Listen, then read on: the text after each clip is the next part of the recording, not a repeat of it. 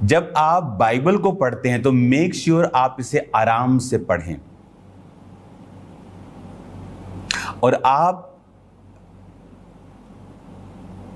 इसे आराम से पढ़ के इतने अध्याय पढ़ें कि आपकी कंप्लीट बाइबल 3 से 4-5 महीने के अंदर कंप्लीट हो जानी चाहिए।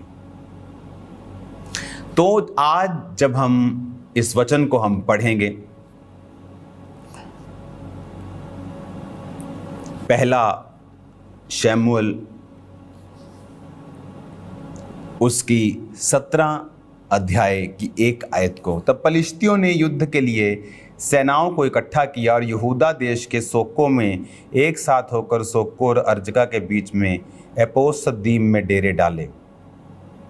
शाऊल और इजरायली पुरुषों ने भी इकट्ठे होकर एला नाम की तराई में डेरे डाले और युद्ध के लिए पलिश्तियों के विरुद्ध पांति बांधी।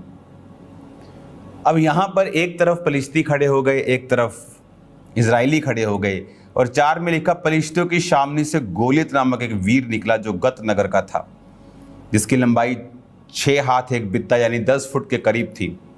उसके सिर पे पीतल का टोप था, पत्थर का झिलम था जिसका तोल 5000 शकेल पीतल था। उसकी टांगों पर पीतल के कवच थे, उसके कंधों के बीच बर्शी। वो इतना जायंट आदमी था कि उसका जो पत्तल जो उसके सामने छाती पे जो ढाल लगाते थे वो 55 किलो की थी।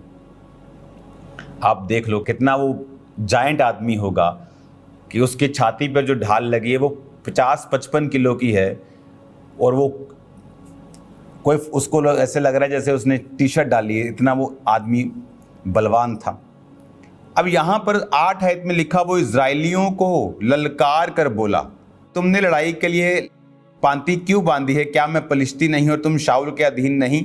अपने में से एक पुरुष चुनो कि मैं मेरे पास आए और मुझे लड़के मार सके, तब तो हम तुम्हारे अधीन हो जाएंगे, परंतु मैं अगर उसको प्रबल होकर मार दूं तो तुमको हमारे अधीन होकर हमारी सेवा करनी पड़ेगी।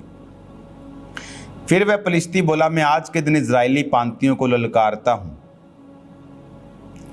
कि किसी पुरुष को मेरे पास भेजो कि हम एक दूसरे से लड़ें। 11 आयत में लिखा, उस पलिश्ती की इन बातों को सुनकर शाऊल और समस्त इजरायलियों का मन कच्चा हो गया और वो अत्यंत डर गए।